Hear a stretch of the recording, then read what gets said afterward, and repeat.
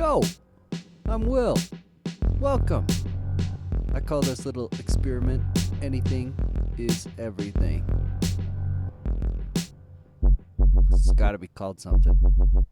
The intention here is to share interesting, courageous, enlightening, vulnerable, strange, silly conversations to maybe hopefully inspire something in you. All right, cool. Bye. Hey, what's up, folks? Welcome back. I have an incredibly dear person to my heart and dear person to the community at large on today. This is Robin Clements, the founder, the brain, the heart of Breathwave, a consciously connected breathing practice modality. I haven't talked about it in a while.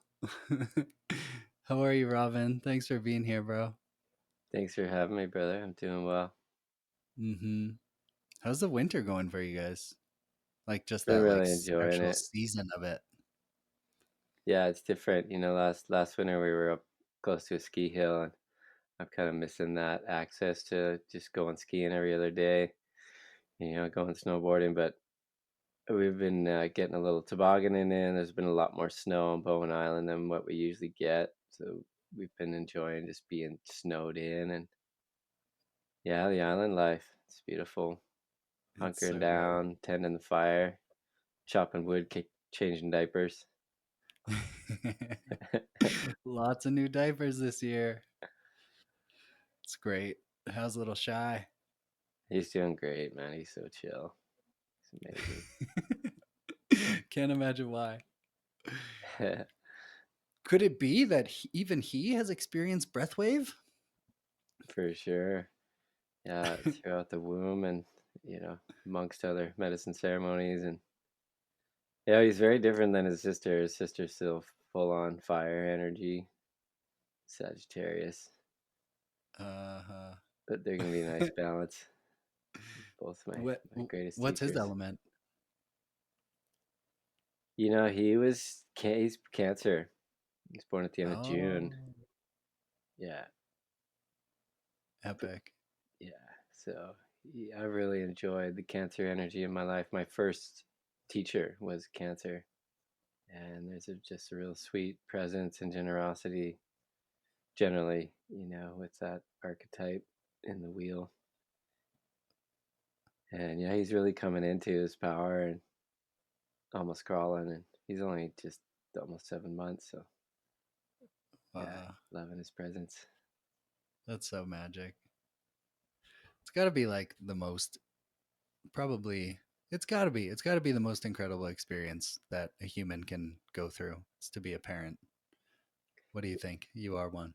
It's an initiation for sure, brother. It's been the greatest initiation that I've been through, and I've had lots of rites of passage and powerful Mm, initiations, including vision quests and all that. But yeah, being a father and a mother is, it shows you your level of maturity.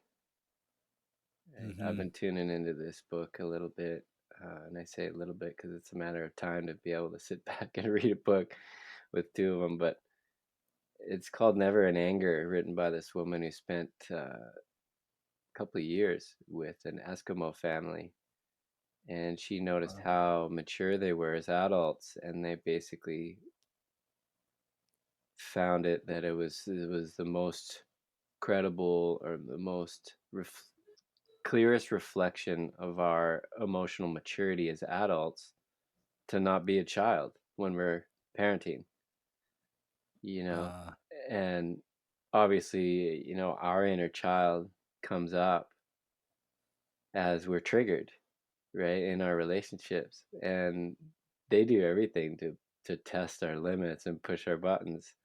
And uh-huh. so learning new ways of communicating, and this new child has been a real blessing, just to see how much love there is between Eden and I, my wife. And we don't have any time for our own bullshit anymore, and there's just so much holding space. but also so much enjoyment, of just their process. It's such a high speed evolution, how quickly they grow and develop, Yeah. and their wit and their intelligence and how they have everything intact. Um, it takes a while to put together the coordination and the languaging and all that. Um, but yeah, they have everything that they need. Give them a little chi-chi, and they're good to go. And each of them are so unique. Yeah, they're definitely my greatest teachers. And to have this idea that they came from us, there's not an ownership there. It's just really a stewardship. There's a Wow. guidance there, just setting them off into freedom. I've been tuning into my why recently as things change in the world, and I'm looking at new projects, and particularly building a village for the community because it's time. And I read a really powerful book in my early years of my spiritual path, and it was The Power of Intention by Wayne Dyer. And Mm. I love his Eastern connection with some of the teachings that have been completely removed from our education of the power of setting intention and having the feeling that it's already happening, and how that changes our chemistry and our hormones and the vibrational imprint that we send out into the universe that comes back. And so I've been tuning into my why, and on a deeper and deeper level realizing how it's really about freedom. But what is freedom? you know it's a different definition for all of us. Mm-hmm. And I'm learning more and more with my passion with breath work that yes, freedom is a very personal thing, but it's a freedom to be who we really are, and we bring that out in each other, in our on all of our relations, right? And so a lot of what we confront on the spiritual path and in our deepest relations is our resistance, right? Mm. Or our own agenda, Mm-hmm.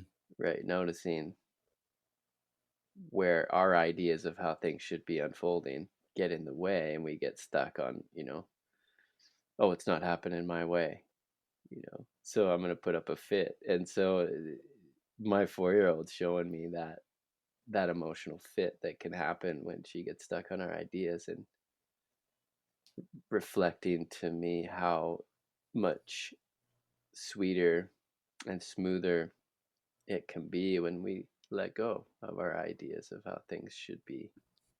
Mm. But at the same time, we're informed with this biocomputer that we are of how things can unfold. And clear communication, the way of counsel in a family is just as important as in any business or any tribal council. The clear communication of what our needs are, how we see things happening, and how we would like to see things unfolding. So for a child, it's all about them getting what they want, right? But they're constantly manipulating to get things the way they want them. And we Uh-huh. have to set some boundaries to teach them, that they can't just manipulate the world. There has to be some discernment and respect of the ways that we're sharing space with others. So it's been a beautiful dance for Eden and I. See how much my wife gives, of herself every day as a young mother, and it's astounding. I'll never know the feeling or what it takes to bring a child into the world as a woman. But those are the two most beautiful ceremonies that I've been a part of, and this last one was epic. I could talk about my sister Mackenzie, who's a birth mother, not a mother herself, but she's passionate about birth attending. She invited me to be on her podcast as the first man. She's got this podcast, Mama Psychedelia. So I'm going to talk more about the birth experience on that podcast in a couple of weeks. But essentially, Eden wanted to free birth, and she wanted to do it all on her own. Wow. At the retreat center we were staying at, it was a non-negotiable by the owner and the space holder there that we needed to have a doula or a midwife. So we brought a doula on, and she only joined us for the last couple hours. Wow. And we realized how our expectations of how things potentially were going to be a lot smoother. Sophia's birth was beautiful. It was at home, but it was long. And it was a good Uh-huh. 16 hours. And we thought, this will be a breeze. And Yeah. he was 2 pounds bigger. It was a lot more intense and painful for her. And she wasn't opening for hours and hours and hours. And it was just Wow. her and I in our trailer. Uh, Wow.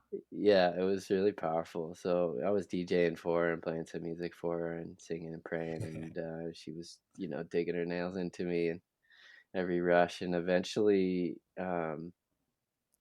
as we let go more of how it was supposed to be and just really open to what it was, which any ceremony teaches us, things started to open to his timing of what he needed and how long it took for his head to be shaped through the birth canal and to come out like a stretched melon.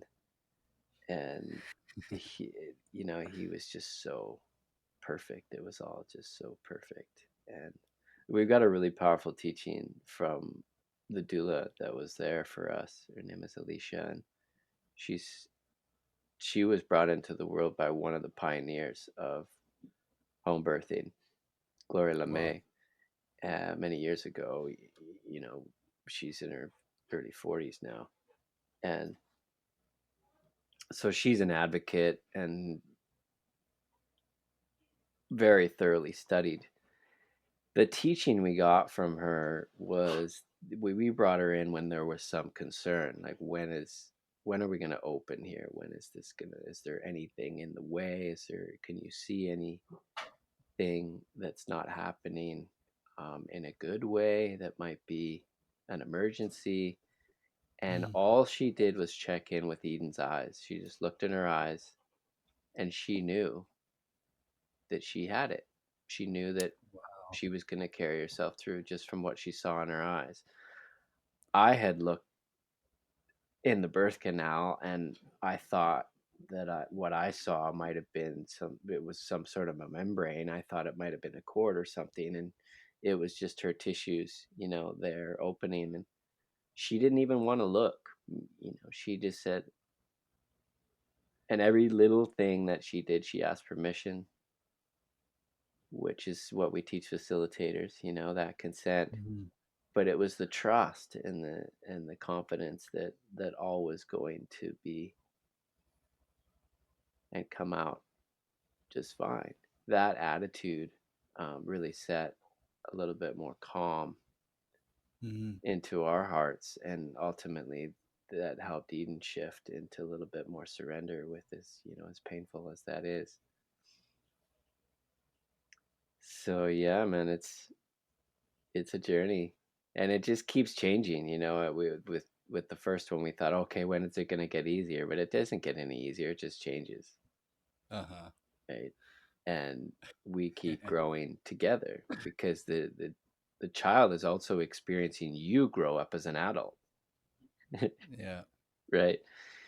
And so it's been a really humbling initiation to even find more calm at holding space for my 4-year-old's very fiery. She's very emotional, and Eden was like that during that pregnancy. And we knew or assumed because of the second pregnancy how chill Eden was and how relaxed and easy on herself she was, that this new boy was going to be like that too. And we didn't know if it was Wow. going to be a boy or a girl, but to have a boy and a girl has been a huge blessing. And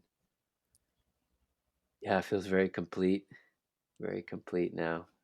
I've had Wow. jokes from brothers around me like, "Oh, it's time for a vasectomy," and then I realized like I don't I don't know if that's something I want to do. I think that would cut off a certain potency. And then I received a confirmation from a sister who said yes.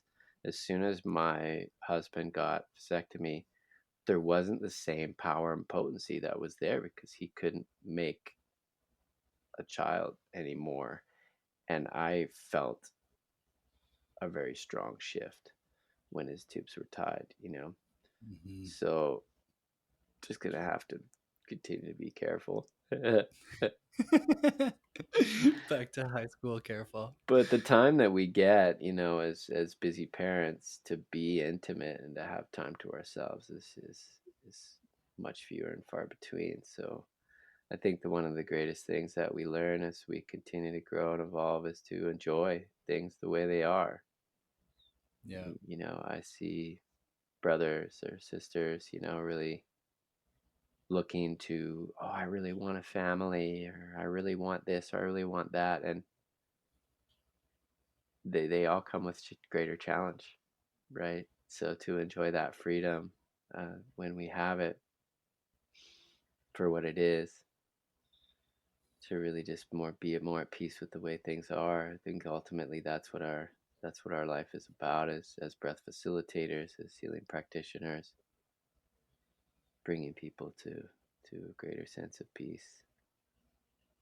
It's like Hmm. if we want to see peace in the world now, we need to master peace for ourselves. And so the real ceremony is our day to day inside the home, you know, tending to the things that need to be done, the dishes and the food and the diapers and right, the sweetness. How much more sweetness and presence uh, can we have with each other, and just wanting to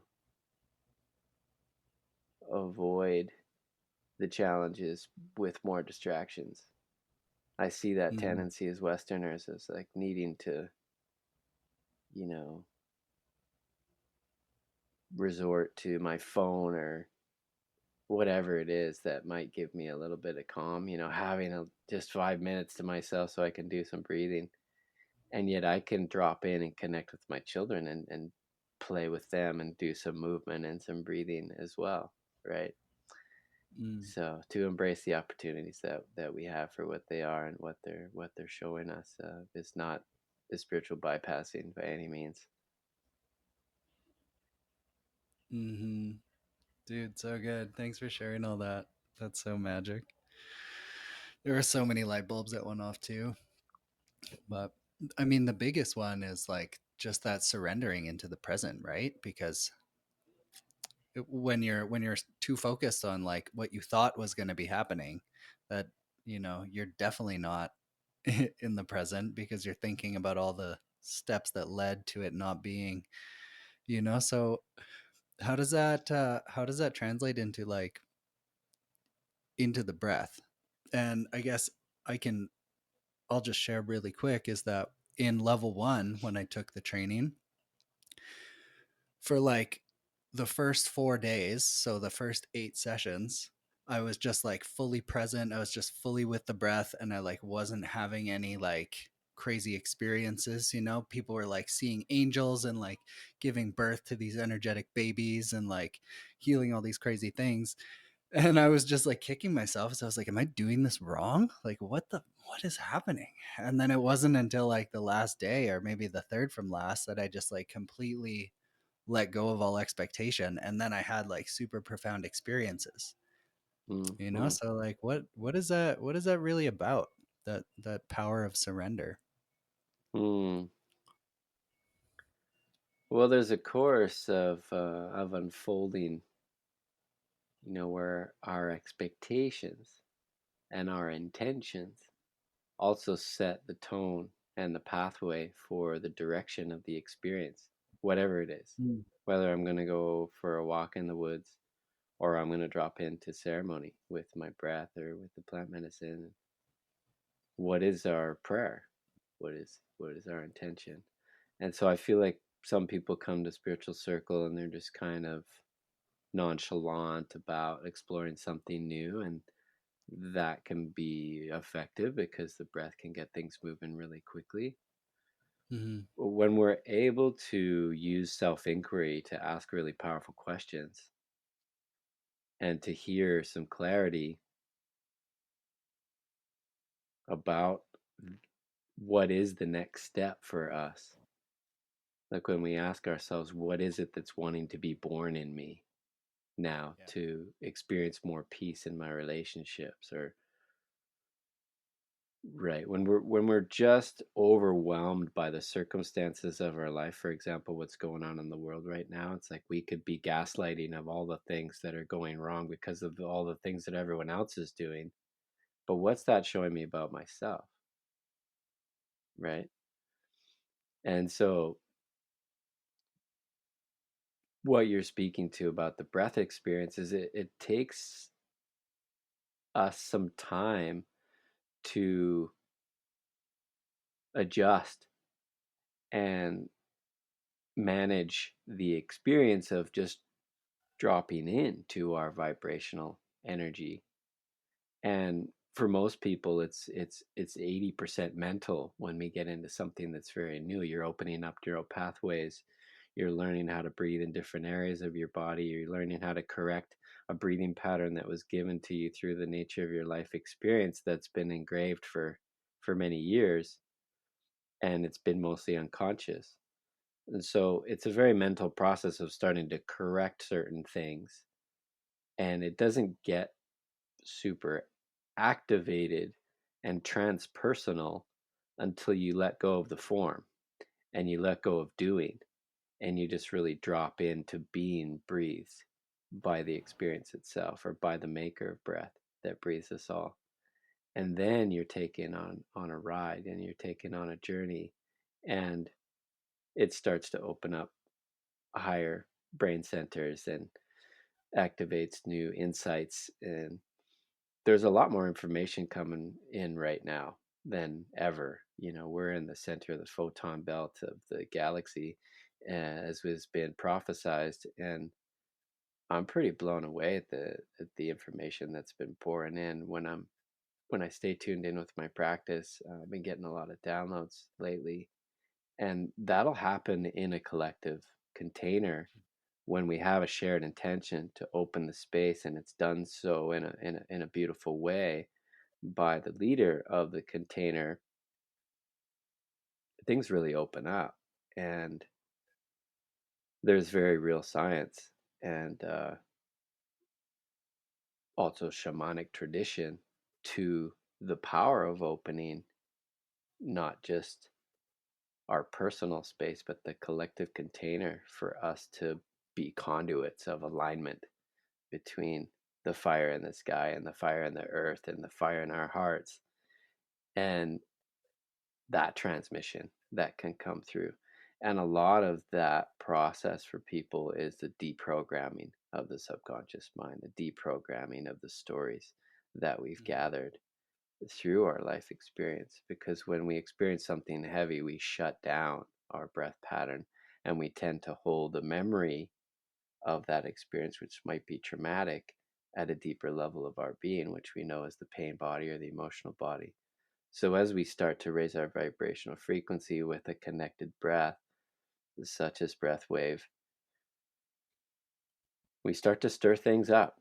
And the most important component there is to learn to regulate our nervous system. And we didn't know that when rebirthing came to the West from Babaji, from the pioneers of rebirthing, Leonard Orr, and those pioneers who are some of my teachers brought it to the Mhm. West. They didn't know, and they weren't taught in a more refined way how to regulate the nervous system. They just knew how to activate their energy with our breathing, right? And so there was a very motivated sort of Western approach that was brought into the vibrational medicine power of breath work that a lot of people still relate to, because that's the experience that they got. That's the way others were trained, and that's the way some people still go about delivering it, is getting people to this high vibrational journey as fast as we can. And the more we humble ourselves, as the more we learn, we realize that it's actually much more effective to go in more gently and to let this organic intelligence open more gradually, which can be managed more easily, because too much too soon can be too much for many people, because the amount of trauma and stories that we carry and the amount of blocked energies that we have in the body. So you can continue to explain if you like in this video podcast here what your experience was as you dove in a little bit deeper. But what I find more and more is that as people are able to regulate the nervous system, they're able to drop into a much deeper place in themselves. So there's the type A type of breather who wants to get a lot moving, and they tend to be muscling and fighting things in life and overworking. And the other spectrum is the lethargic, sort of lazy one that needs a little bit of motivation to get things moving, to find the middle way between the in breath and the out breath, that the aliveness of enlivening your in breath, which I like to feel as the masculine, and then the feminine quality of the water. That balance of effort and surrender is really where we find the sweet spot. And that's where things really tend to open. But I've seen softness crumble and crack the hardest shells in really big men, especially, that have been muscling it their whole lives. And when we truly start to be more gentle and soft with ourselves is when we start to crack open. We let the floodgates open. We start to move some emotion. We start to let go of some grief. And it's the emotion that's at the root of all of our symptoms, right? Mm. So yeah, I hope that answers your question. Um, just to get me Yeah. talking about jamming about breath work a little bit, but that's where I've been at these days, and I just love it because like I said, my why is freedom, and the people obviously experience more freedom as they tune in with themselves in these ways. Right. Yeah, the the analogy that comes to me for like that the way of gentleness versus the way of like overpowering is like if you got to chop down a big tree and you're just swinging the axe as absolutely hard as you can every time, you're just going to get tired and it's not going to be that effective. But if you just, use the weight, be more gentle, let the tool do the work, let the breath do the work, you know, then you're going to get there a lot easier or, Hmm. generally. Because you always say that in training is that we're taking the work out of breath work, right? So like we just need to contribute our presence is kind of what I tell people. Just really focus on that in breath, bring in as much as you can and then just let it go. Hmm. Yeah, I want to touch on the difference because a lot of people haven't experienced more gentle styles of breath work. They've been exposed to holotropic work or other really motivated practices of Mm-hmm. breath work. And what I see is that there's this Western addiction to drama, Yeah. of just wanting to be dramatic. And so we go into, a ceremony even that we're actually being called to use more discernment and use a little bit more noble silence because other people are going through their stuff too. And people Uh-huh. don't know how to not be dramatic. We don't see that in our circles, but people that have come to from other circles, and they're still trying to fight, and they're making a lot of noise, and they're being really dramatic, and they feel like that's beneficial for them. I find that the most effective thing that I can say to them in the shortest amount of time is just that you're not here to fight, you're here to be at peace. And then something cracks, and they just Mm. let the intelligence that's already moving, and much more intelligent than we are personally, right? There's less story. We let the stories fall away. We let the work be done. And there's a cracking open as opposed to this like Hulk style fight, of wanting to get it done. And that's a beautiful shift that can be a really powerful catalyst in someone's spiritual journey to allow more. And some of the Eastern teachers will say it's that the spiritual path is more about letting than it is about getting. anything. We have everything that we need when we come in, and that's how I was Hmm. explaining about my children. But we also accumulate all sorts of programs as we come along, and one of them is the competitive nature, right? Like Hmm. I grew up playing hockey, and even though I was, you know, exposed to punk rock and plant medicines at a young age, which were probably my greatest modalities of freedom and expression. There was a real competitive nature, and so the authority complex was my biggest trauma. I was born with a lot of doctors on me. My father was a policeman when I was born, and it wasn't till I let go of the whole my father's vision of being a pro hockey player, because I was playing some junior by the time I was at the end of my hockey days, and Hmm. I was a goaltender, and I was good, um, but it wasn't what I wanted, and Hmm. I was looking at a scholarship and playing hockey at a college away from home, and I just gave up and I quit, and I went to the other side of the planet to learn how to surf, and I met the dolphins, and that just cracked me open, in a very different way, to feel that safety in the wild with a clan of dolphins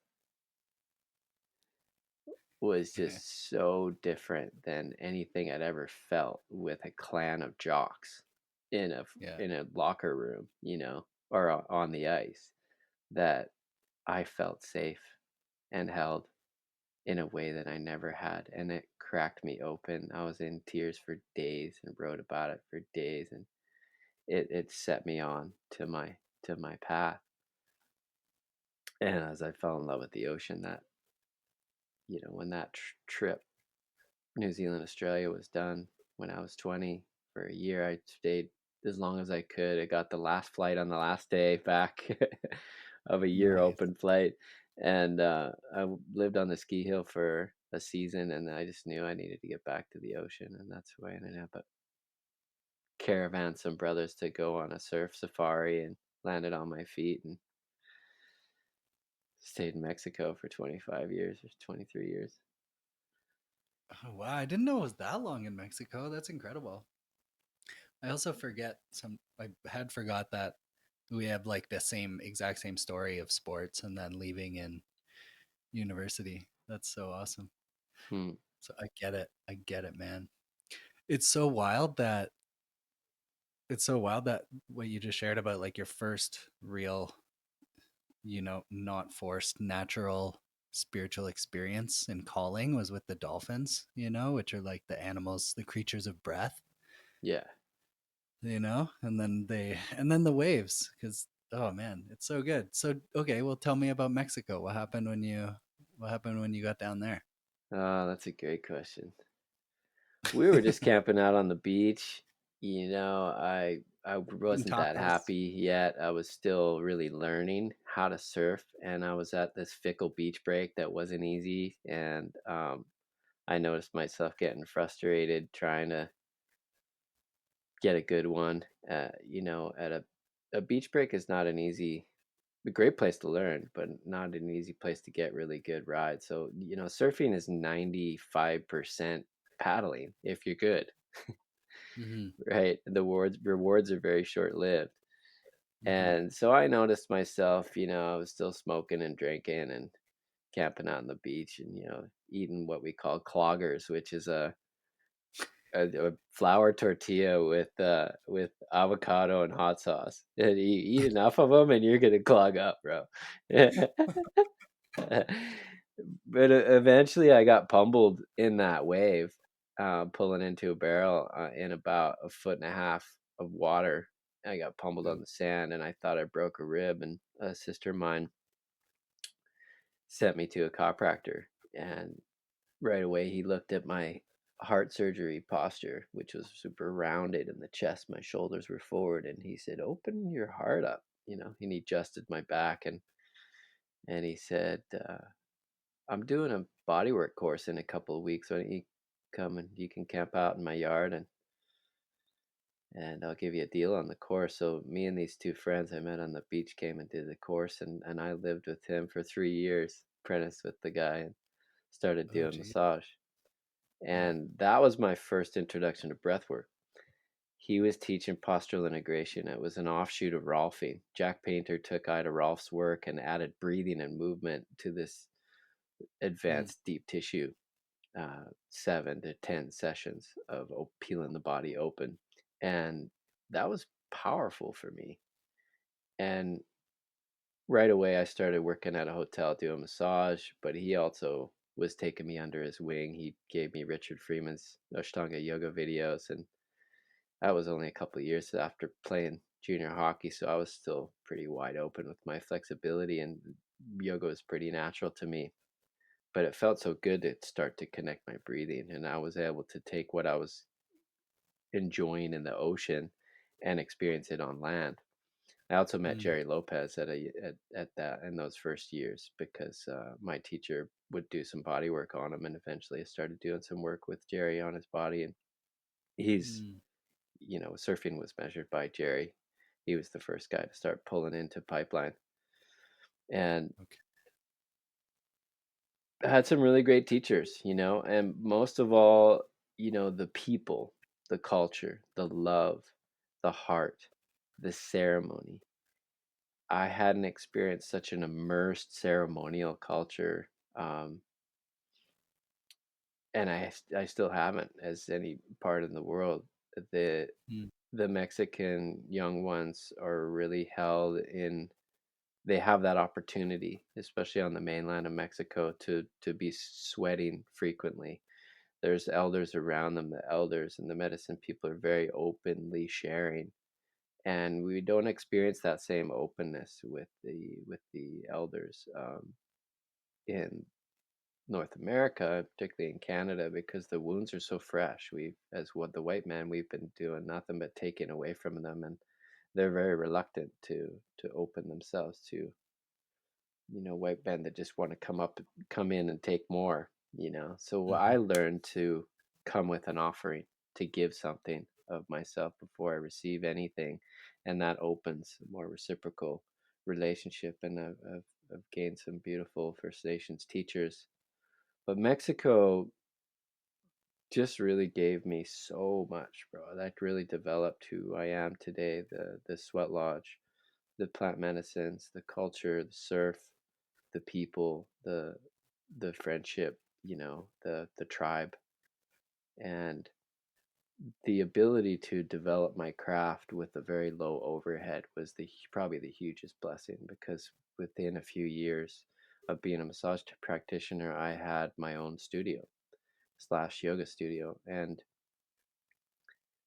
my rent was like 3,000 pesos a month, which is like $200 Canadian, mm, and my house rent was like four.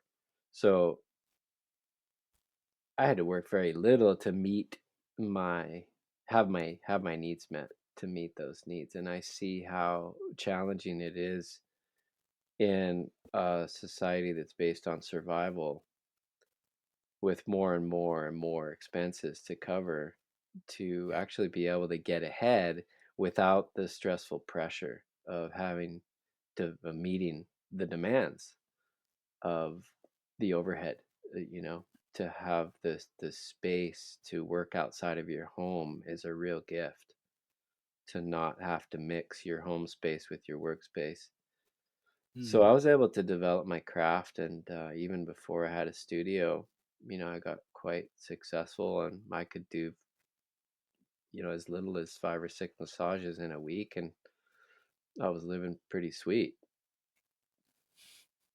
So it was a huge blessing to make the choice to stay there. It only took me 6 months to realize that that's where I was supposed to be for a while, and I just kept falling deeper in love with the people and the culture, and it's so rich with art and dance. And yeah. of course, I fell in love with a Mexican woman, and that 4 years really polished up my Spanish, and deepened my depth and humility as a gentleman. Uh-huh. As you know, the women are leading the culture there. They lead the family container. It's really a very feminine uh, culture. You know, the Latin. If you don't know how to move your hips after you've been in Mexico for a few years, it's like you're just dancing with one foot. You know, like a white man. And eventually, you got to drop into your roots. You got to open up that sexual center and be in integrity with it, and also learn that respect and rapport and to be a gentleman. And like I didn't learn to open a car door for a woman or walk her across the street. It was just like we just we treated our women as our bros almost, you know, up in North America. And so it was a big transformation for me to see the ways that my conditioning, my ego, my expectations of myself uh, were getting in the way of my own growth. But eventually we confront these things. You know, life shows us what we need to look at until we get the message. Yeah, it's pretty good design that way. You can't really avoid the lessons. Hmm. It's so good. So did the breath work come in those first 3 years of staying with that man? Thank you. Yeah, we really did because I dove into this style of body work and I was exploring with breath and movement with Right. isolating certain musculature, and I got to be known as more of a sports massage guy because Mhm. this teacher I had was a phenomenal magician of the body. So he taught me how to help people's injuries and to really get into the tissues Mm. to help people discharge, you know, the trauma of whatever experiences or accidents that were there and bring things back alive. And the power of that was in the breath work. I wasn't taught properly how to balance the breath pattern. I was just exploring with the breath. So I had some really powerful, potentially dangerous journeys of taking mouthfuls of psilocybin mushrooms and going into the mountains with some of my friends and elders and doing some breath work without knowing that I was really knowing what I was doing and just peeling layers of emotion. Um, you know, I had open heart surgery when I was 4 years old, and to get your sternum sawed open and your ribs bent out at that age, that was a big one for me to integrate. And there were some big pieces of catharsis, especially once I met my teacher. And Mm. so there was a woman down there who learned transformational breath from the founder of transformational breath. She was one of the pioneers of the raw food movement. Her name was Wendy Riddell, and she started Mm. doing breath circles, and I really enjoyed it. I was going every week, and eventually I was having such powerful experiences that I said, you know, let's bring the source of this down here. So we contacted Judith Kravitz, the founder of Mm. transformational breathing, and brought her down. And essentially, she learned from rebirthing from Leonard Orr, and about a year later, she was diagnosed with a malignant tumor in her throat. And she changed a few things in her diet, but she just dove into her emotional body with the breath. And Mm. within 6 months, she was putting cream on her neck, and she realized there was no lump there anymore. And she got it checked out, and she realized she'd just healed herself of cancer. So Yeah. she brought sound healing. One of the things she realized in her journey was that it was some unexpressed anger that she was holding on to in her throat. Mm.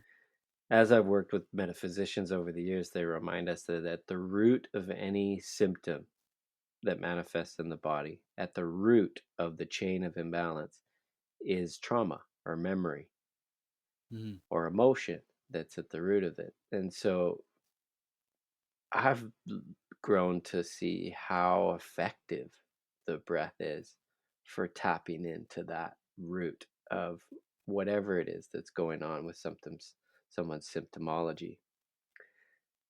So when I met Judith, it was really tumultuous time. I was still really dabbling in partying. I mean, I was in my 20s, bro. So I was still partying a lot, and I had this spiritual path that was calling me, and my surfing was really keeping me intact because, I had to not party too much to be able to have the energy, Mm-hmm. and stamina to be able to not get my ass kicked in the ocean.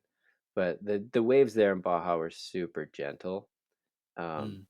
so it wasn't like surfing Hawaii, but it was a process of really just gradually noticing what was in alignment for me and what wasn't. And so when I dove into transformational breath, she invited me to step up to a whole nother level because she said, you can be a teacher of this and you can actually be one of our senior trainers.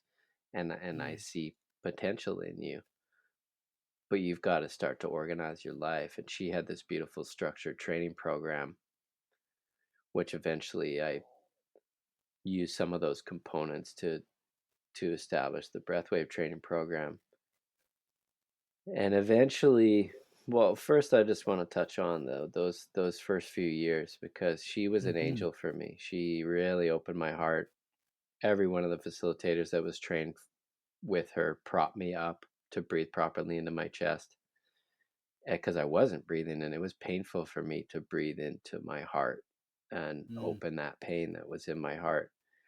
And so eventually I cracked open from the inside. I peeled the layers of the trauma that I had experienced, not just, from surgery, but from adolescence and this similar trauma that we all experience growing up, our parents' stuff and our own karmic stuff. And I was blown away at how powerful and effective the breath work was. And transformational breath has a reputation of being a little bit pushy. And so you've got one facilitator for every three breathers in the training. So you've always got someone pushing your buttons and motivating you to go to the next level, right? Mm. And that's partly why I eventually found a little bit more of a gentle approach. But the refinement of that technique of what Judith had learned was way more accurate than what I'd experienced with other modalities. I'd experienced Amberlay's work and I felt like it was a little bit unfocused. Amberlay is a dear friend of mine. He's one of the pioneers of rebirthing. He's about to do the breathing festival. He's breathed hundreds of thousands of people over the last 30 plus years all around the planet. Um, but finding transformational breath was really perfect for me because of the focus of correcting someone's breathing pattern. And that's where I really learned to refine my work as a facilitator in noticing how people were breathing, first of all, by witnessing, getting out of my own agenda of where I wanted to take people and check in with where they're not breathing and where they're controlling. And Mm. so this is where the magic comes in of self inquiry in your explorative energetic practice of the breath as you're able to notice where you're butting up against yourself with your breath Mm. pattern. Where are you controlling? Are you forcing anywhere? Where are you avoiding feeling in the body? And so, first, we correct the breathing pattern. That's the very first step. Get someone breathing into the belly, eventually get them into the chest, and then start to notice when the survival mechanisms come in where they're controlling and teach them to relax and correct those controlling patterns. So I really have to hand it to Judith. She's still teaching today. She's got about 1,000 certified facilitators across the planet. It got to a Mm. point after becoming a senior trainer for her foundation, and there was this feeling that I wanted to start to teach the program, but it was a little bit wishy-washy for me what she had in. I wanted to be doing more movement, more yoga.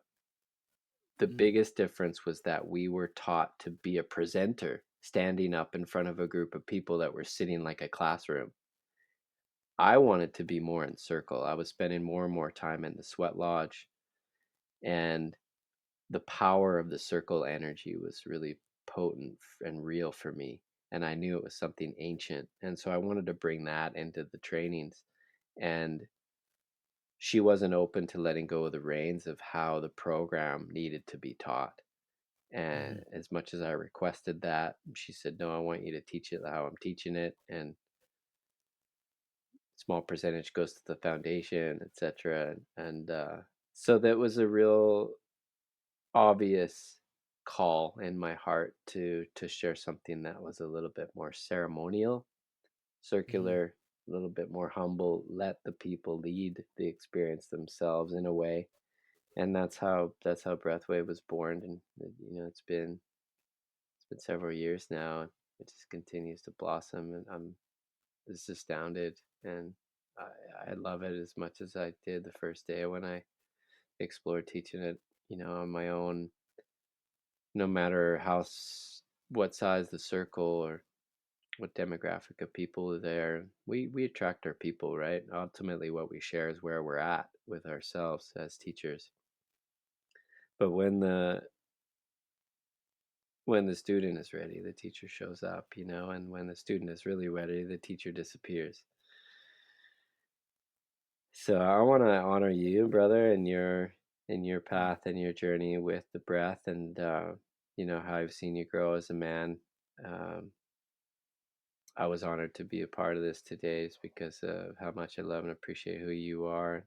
I know you're bringing good messages out into the world, and um, yeah, thanks for bringing me on to share a little bit of my experience. You can't pump me up. That's my job. It's pump you up and say like, "Oh God, you're like." I've been so anytime I sit in circle with you, I'm so impressed by something new. Whether it's like, whether it's like your humility or like just the way you can just be so present for different people's situations and like offer them what they need in the moment. And one thing that I really wanted to comment on was that this this characteristic that I've seen in you is like probably one of the most rare characteristics I've ever seen, in that so we were in a circle and somebody somebody kind of finished their process a bit early, and then they pulled out their phone. And this is obviously not, you don't bring a phone to any ceremony. You stay with it even if you're out of the thing, whatever. And people definitely noticed.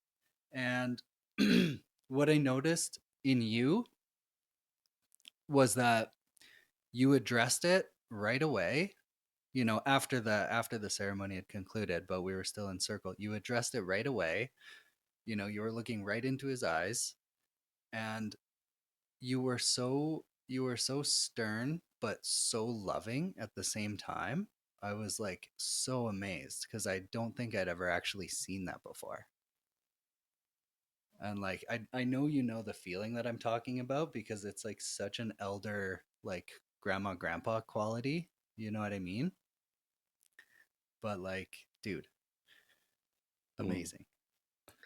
I Thank you. see I'd I love to see speak to that. And I've experienced teachers of mine that have been really hard on me, and it's been really Mhm. good at times, but it's also sort of crushed me because of the authority conflicts that I've had. And Mm, there's certain things need to be called out, but you want to maintain the love.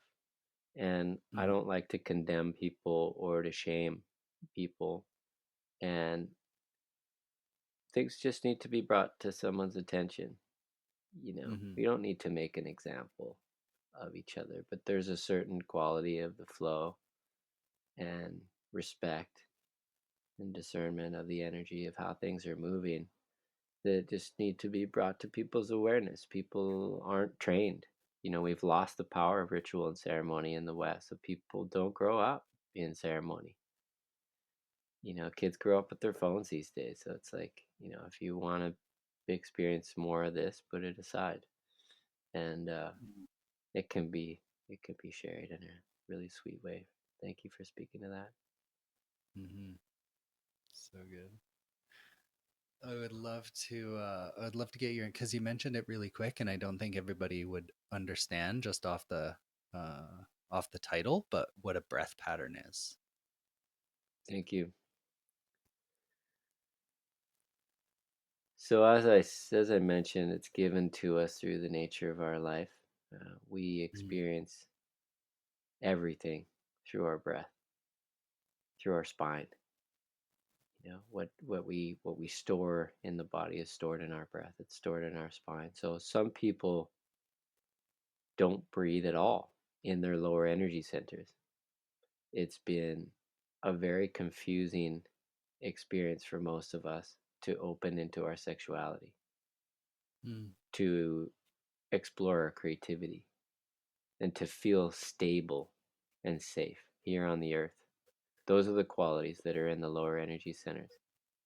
And so it takes willingness and courage to just drop in to the pelvis. So the first mm, thing we do is to open someone in their belly, in the lower energy centers. We know we're breathing diaphragmatically. When the diaphragm moves into the belly, it massages the internal organs. There's not a lot of air that moves into the belly. It's mostly the diaphragm and the organs that move. But it's an energetic feel. You can feel the chemistry that opens. There's a gland in every one of our chakras. The chakral system is our glandular system. And mm-hmm, so that's our endocrine system. Yeah. mm, Ganglia of neurons, of chemistry and electricity.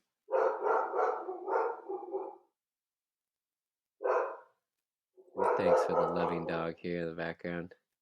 that's When cool. we open in the root, we're very much opening our gonads, our sexual potency. When the root opens into the belly, we're very much opening our creativity, our self worth, and that opens into the power center. Some people breathe really well and they're really grounded in their power, but they don't breathe much in the heart at all because they've experienced some heartbreak, which we all have.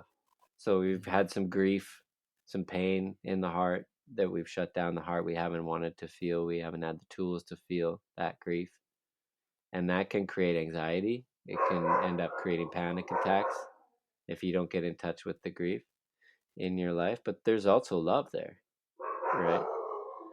mm-hmm, So when we see the breath moving through all areas, we start to correct our breathing pattern. But it's not only the capacity of our breathing pattern, but the flow and the quality, what I like to call the quality of the rhythm of our breathing pattern. mm, And that's really about learning to regulate our nervous system. When you hear a dog barking, it's triggering. Yeah. Now, we can learn how to consciously influence our emotional state by opening and balancing our breath pattern. As soon as I'm relax my exhale, gives a message to my body through my nervous system and the vagus nerve, which goes from the belly to the brain. If I breathe in my belly, safety and trust live in the belly. So all mm, I have to do is take a deep breath in the belly and relax my exhale, and I remind my body that I'm safe again. I'm not threatened. This dog's not going to kill me. Yeah, mm. he's just having a bad day.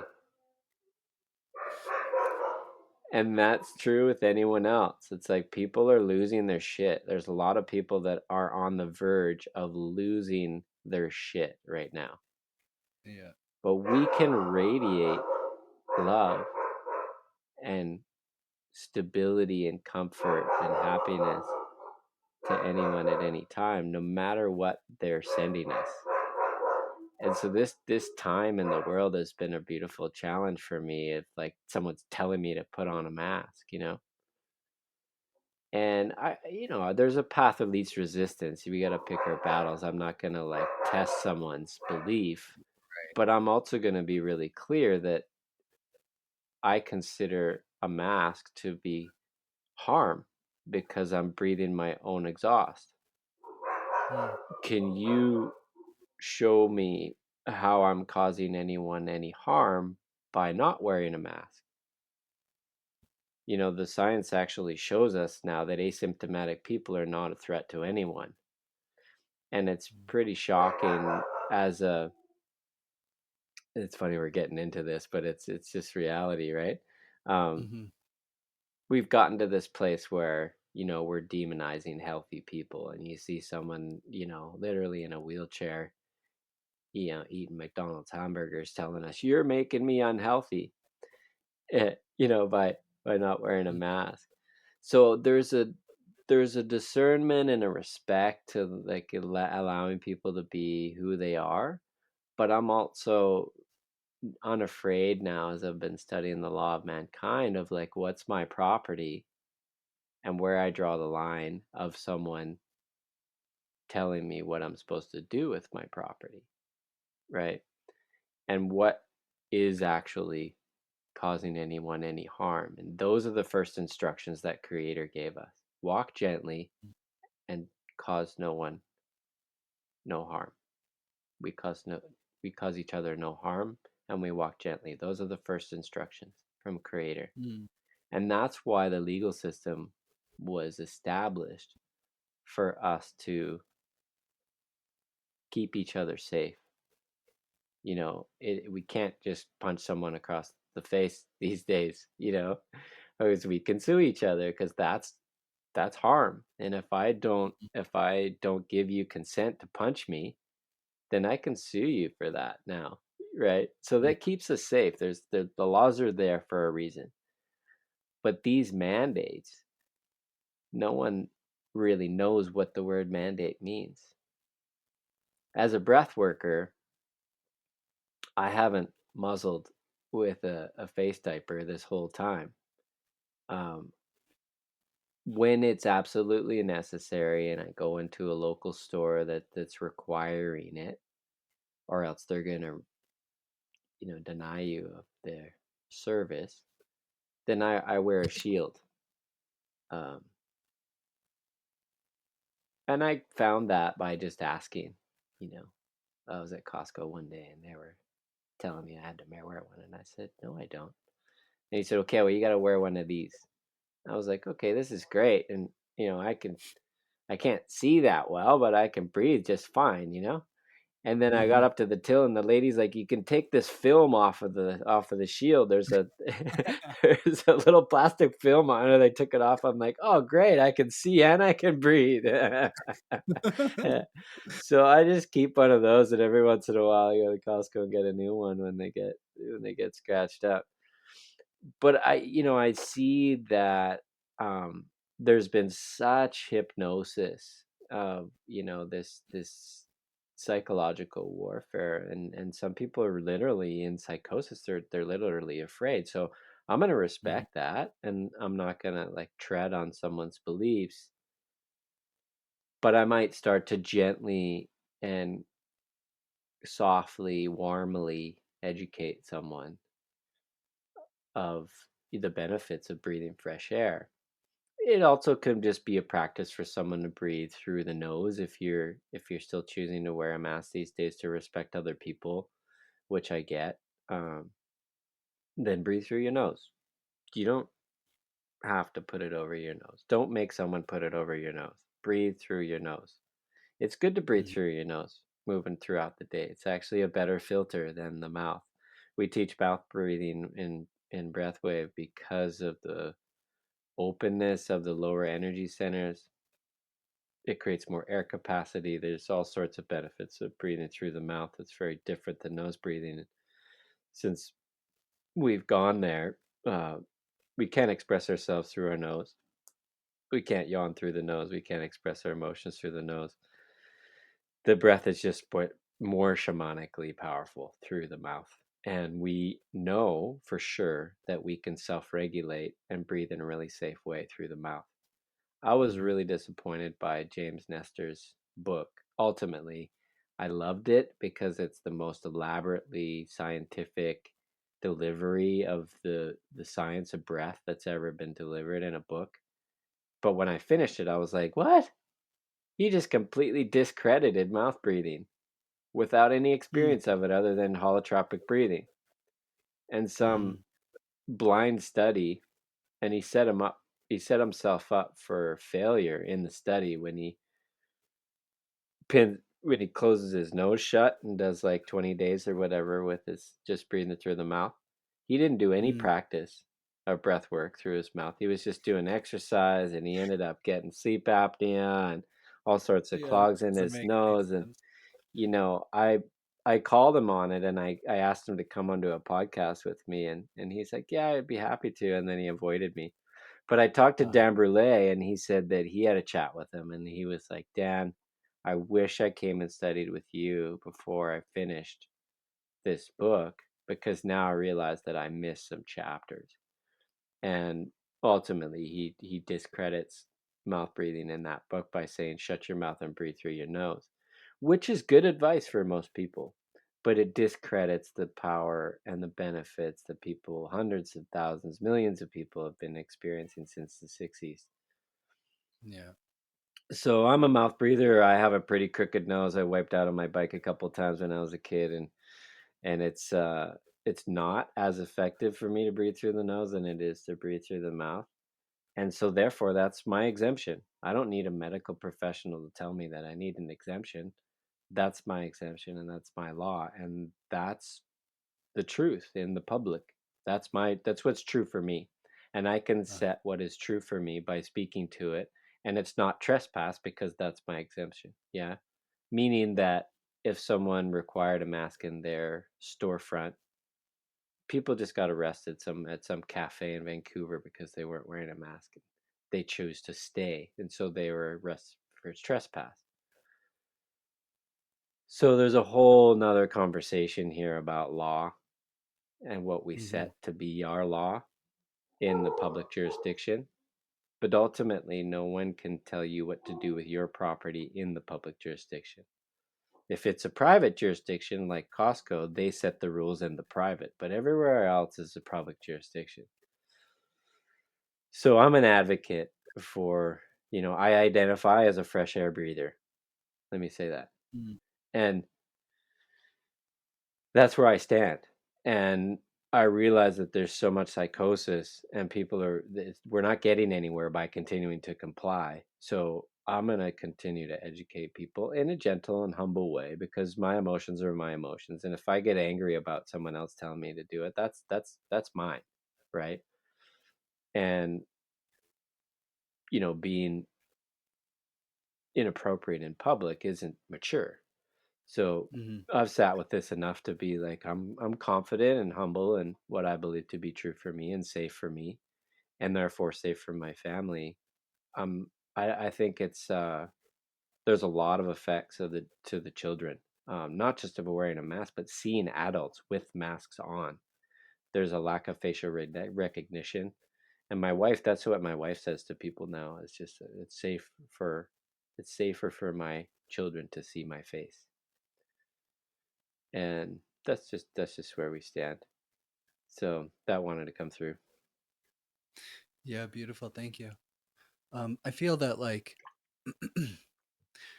I feel that the biggest disconnect that has maybe not been a result of this, but has been really highlighted by the current situation is just that people are not willing to hear information that is like contrary to their beliefs, Hmm. you know? And for me, whenever I like think about this, I feel that it just relates to our sense of needing to feel safe, Hmm. you know? And that's why I've had I've had an easy time, I feel, over this pandemic because I get it. I get why people are so scared, you know, because they they need the news because the news tells them what's happening in the world, and they need to know what's happening in the world so that they feel comfortable and they can sleep better, Yeah. you know? So it's Yeah. like it's just so difficult, but so that disconnect of like just not being able to hear contrary information without like this fight or flight reaction. Yeah.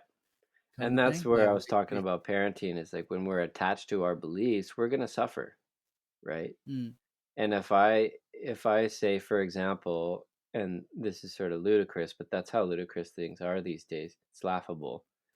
If my daughter says, "I want chocolate ice cream, not vanilla," and I've got it attached in my mind that's like vanilla is better for her than chocolate, and she can only mm, have vanilla, then she's going to be really upset if she wants chocolate, you know? mm, And that's my attachment to my belief that she should have vanilla, even though she wants chocolate, right? mm, It's like everyone is entitled to what is true for them. And right. so therefore I'm gonna listen. Obviously, if I'm not gonna let her do something that's not safe and potentially gonna cause her harm, but I'm definitely not gonna put a mask on her, Mm, right? And I know for sure because of my studies with breath work that that's diminishing the amount of oxygen to her brain and therefore the development of her brain. And I feel like it's child abuse to put a mask on a child. It's not. mm, They've got a immune system that's bulletproof. They don't need to mm, wear a mask. They're not threatening each other with anything. They're not mhm, causing each other any harm. Why are we mhm, making children wear masks these days? It's fucking ludicrous. And it's sad, really. That's the way I see it. And it's taking away our natural intelligence mhm, of the technology that we are. We've been fighting viruses for billions of years. They come in as an upgrade and we get sick and we get better and we're stronger. That's what they do, even the man made viruses. And so, right. how have we forgotten that in 2 years? Yeah, yeah, And it blows. I realize and I see how the programming is so deep right from our childhood. We're taught to be good boys and girls for mommy and daddy, and we're not taught to explore our freedom and our creativity and our potential. So I'm inspired to create a school, brother. I'm inspired to create a new space for children to explore real life tools, teach them how to Mm, make a fire, teach them how to make a drum, give them some songs, teach them how to do acrobatics and give them the opportunities to explore what they love to do. And some of mhm, my best teachers were my hockey coaches in the early days because they would help us get better at what our position was. They wouldn't give us mhm, shit for not doing someone else's job, mm, right?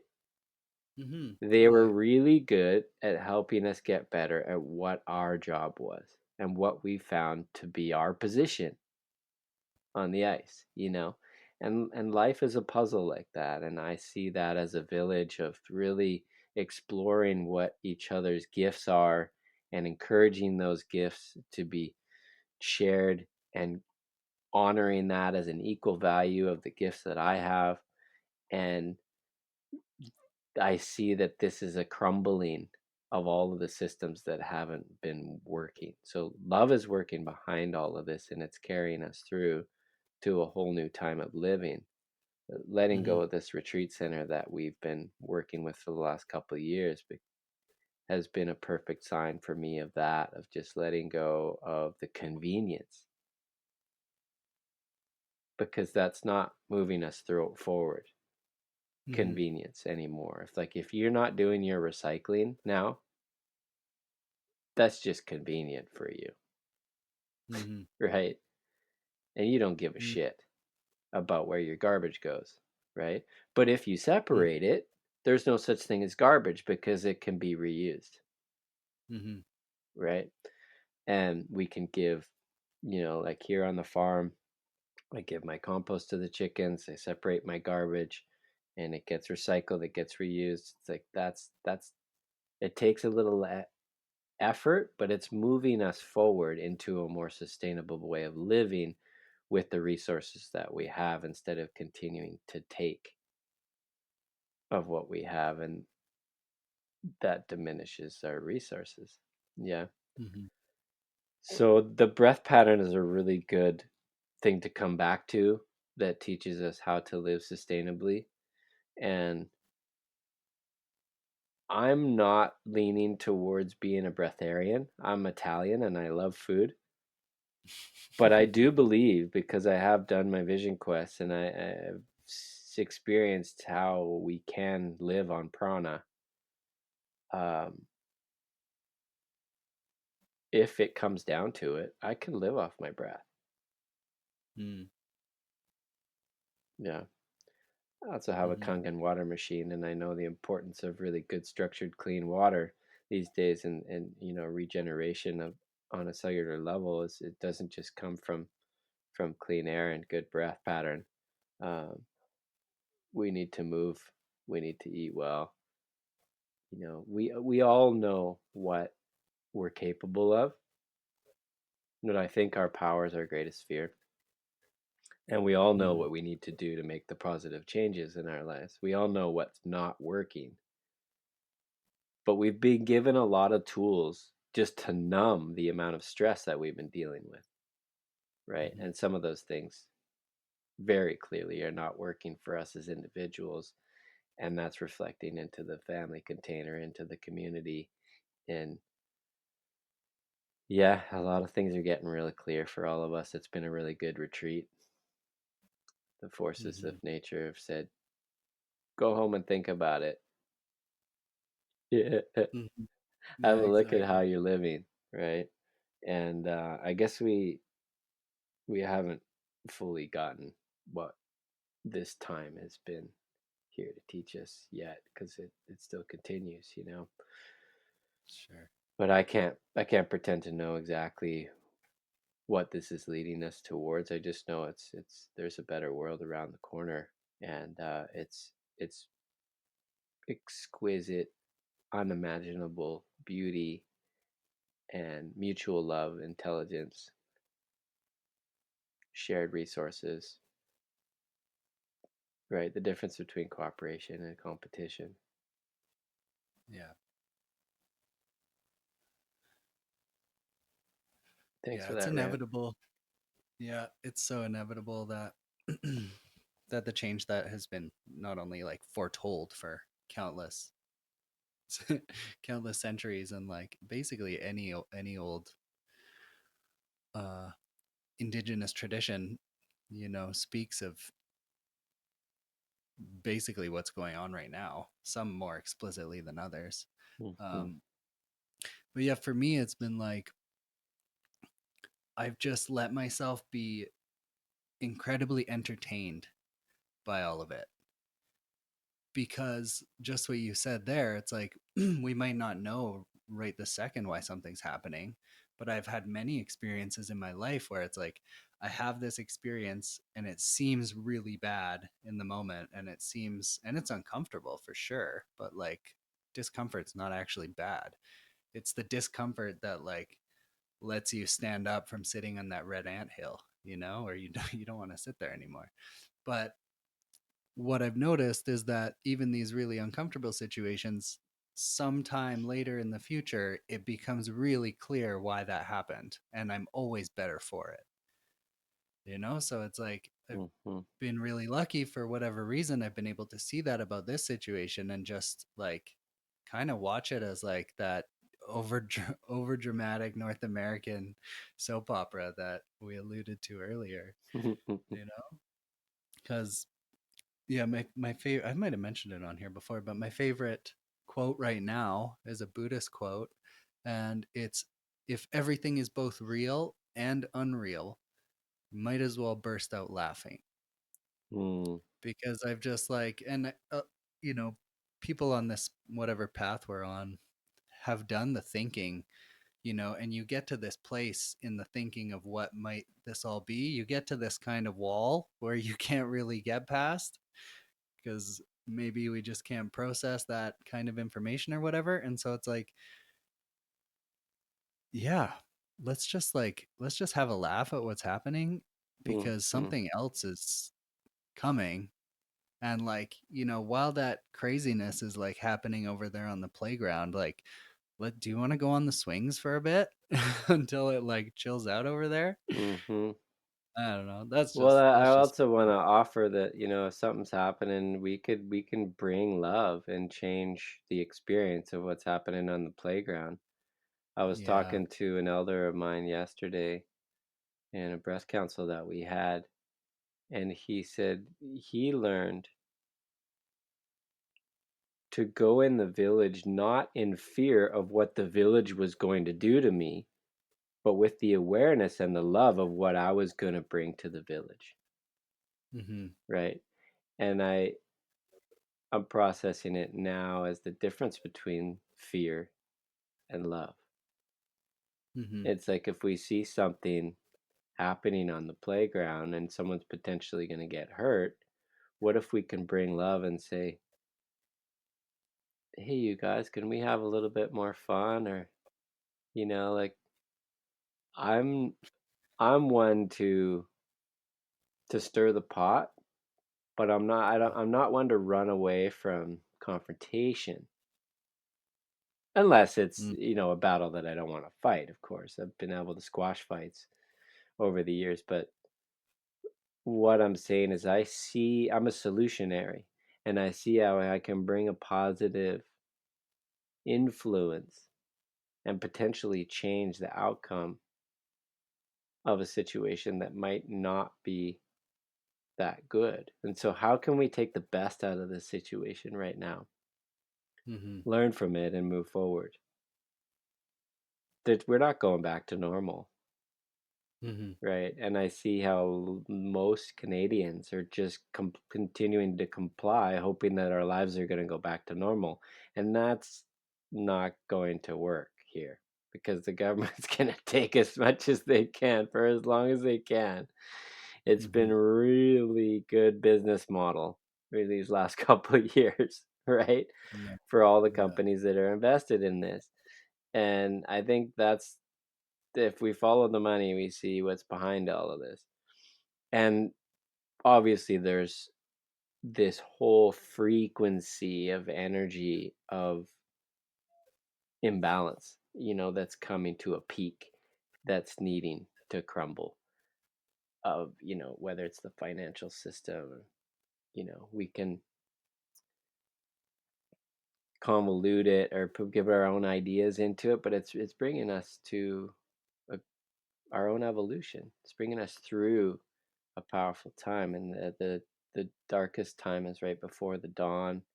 We all know that, as you spoke to, we experience more growth and change and evolution and challenging times. Mhm. And I'm seeing some great awakening happening. That's what I see. Mhm. Yeah, beautiful. Thank you. Yeah, I'd love to admit to having to like noticing an immaturity in myself that I really want. I'm really it's easy to say I'm ready to step out of it, but I would love to be ready to step out of it in that like over these past couple years in I've just been sitting back and being entertained rather than like I think I've lacked some part of maybe it's like compassionate maturity or something to be able to like step into these conversations and not just like come in, stir the pot, and then jump out kind of thing, because I also have my own avoidance of conflict tendencies, Hmm. which your approach is something that I really look up to and seek to emulate. But yeah, this whole year I'm really wanting to focus on the archetype of the warrior, just because I see the warrior as the one, who can walk into the village, and there might be like there's not like zero fear. He knows something might happen, but he still goes in because he has a purpose, and within his purpose is this compassion for the people. So Right. that's really something that I'm seeking to build in myself because Yeah. I've noticed it not be fully developed yet, or yeah, I don't know. And when you speak to that, what comes up for me is emotional maturity again, right? because that's what we develop gradually, and that's what I've been developing more as a parent. And it's like the warrior doesn't lose his shit emotionally, right? Mm-hmm. He's been broken down over and over and over by his teachers so much that he's become a warrior. And so he's calm and collected and present and aware and unfuckwithable. Yeah, Mm-hmm. in a way that he's also able to see others and be fully compassionate of where others are at and to offer a helping hand instead of just telling others what to do, right? Mm-hmm. It's not a warrior is not a boss, right?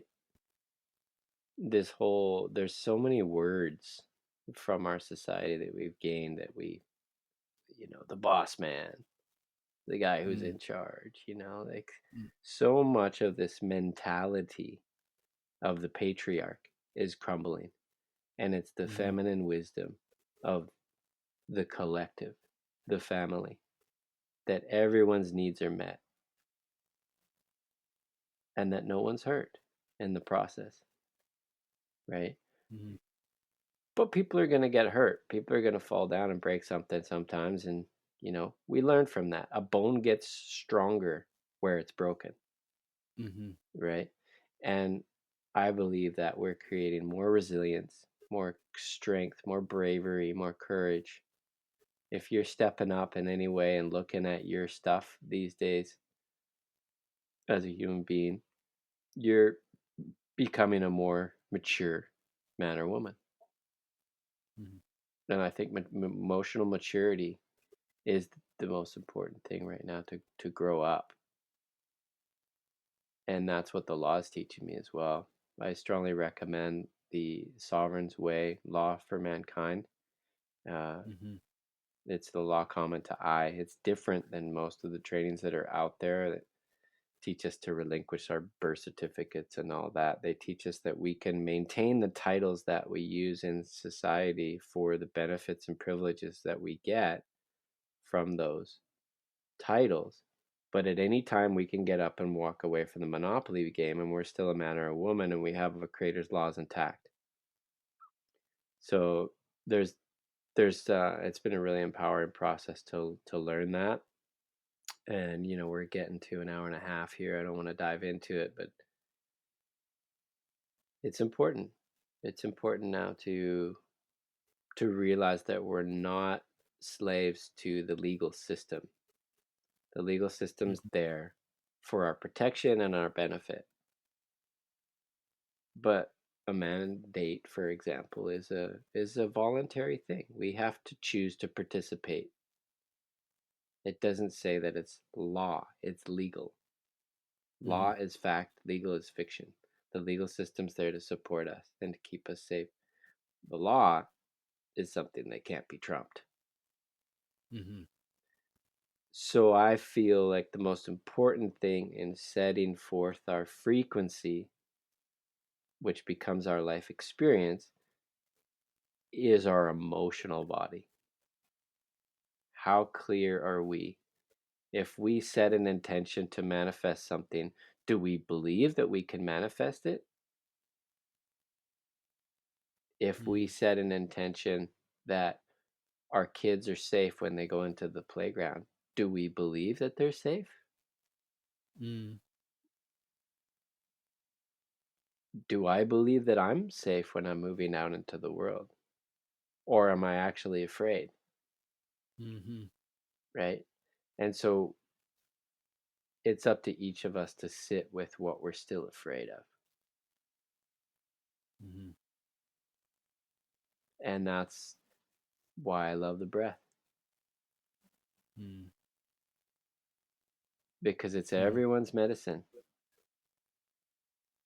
And you take full responsibility for doing your work. I'm not going to claim to do that work for you. I can't drink a glass of water for you, but I can offer you a technique that teaches you how to be more aware and savor that glass of water. Hmm. but you have to drink it yourself. You have to experience the benefits and the challenges and the resistance of the journey of opening your breath. And you have to be disciplined to some degree to continue to reap the benefits, right? That's your Hmm. responsibility. And so that's why I'm just handing people the ball. It's like, this is your game. Like, we can play here, but ultimately you're the author and the actor, right? Do you want to just act, or do you want to write the story?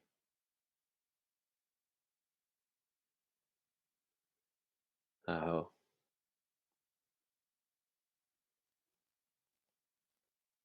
Yeah. Oh, indeed. That that way of just passing the ball, or just passing the way of passing the ball, really works for me too, because after level 3, then it was like, okay, now if you want to fully complete this, it's like you got to come back and assist in some trainings, and you got to do, not you gotta, but part of the part of the training is to fully embody it with 40 days straight, right? And I went for it. I went for it last spring, and I got 30 days in, and on like day 30 I was like, day 30 I actually facilitated. So then I was like, and it was pretty late after that, and then I was like, oh, okay, well, I don't have to breathe today because I facilitated. I made that deal with myself. And then when I woke up in the morning, I was like, oh fuck, no. No. So yeah, really work still working on my emotional maturity. It's time to tackle that again. I think springtime is a good time for that kind of thing. what does that mean? You got another couple months to be a kid? Yeah, exactly. I don't have any more finals for a few months, so it's Nice. fine. Um, yeah, to close out, I've been pretty involved in men's work for the first time starting last year, and it's been super profound, just like having that container to lean on and to be accountable to, week after week. And a lot of men are getting into this stuff, and those who do are really feeling the power in it, and like, starting to understand why we need brotherhood. And the same for the sisters. The sisters are doing the work too. And so I would love to get, like, what kind of a message do you have for the young men and women, individually, like the men first and then the women second, for like, what does the masculine need to be, not need to be, but what would be the highest benefit for the people, for the masculine to be focusing on right now, and then the feminine after. For the men, it feels like deep listening, Mm, surrender, learn the feminine qualities of introspection, turn within. We've been really good at being motivated and looking out and goal orientated. Yeah, that's the masculine. How can we turn within more and become more mature with that introspection and listen to what comes up, but also listen to our relations? Listen to the women. They have the voice. They know in their bodies. They've got more connections in the bridge in their brain. They're more put together. They actually are more put together and wise. The mm, women. They have different qualities, yeah. mm-hmm, But as far as carrying us forward into a new sustainable way of living, it's the women that are carrying us forward. We have to listen to their voice. It's time for them to speak up. So I would encourage women to step into that more, their masculine nature, while staying grounded and humbled and wise and intuitive in the abilities that they already have. But it's time for the women to speak up more to express their creativity, to bring their art and their song, their dance, their medicine, their healing more into the world. So I'd like to see more forward movement from the women and more stepping back. If we see that in the circle, it's like the women are stepping forward, the men are stepping back. Mm, The men have been leading more of the ceremonies for hundreds of years. It's time for the women to lead and the men to step back. I feel like there'll be more balance. And of course, they're going to require our leadership and our strength and our guidance throughout that process. Doesn't mean that mm, we're non existent. We're having a men's circle at the end of the month as well in Vancouver. Looking forward to that. And the same day, the women are going to gather with my wife. oh, epic.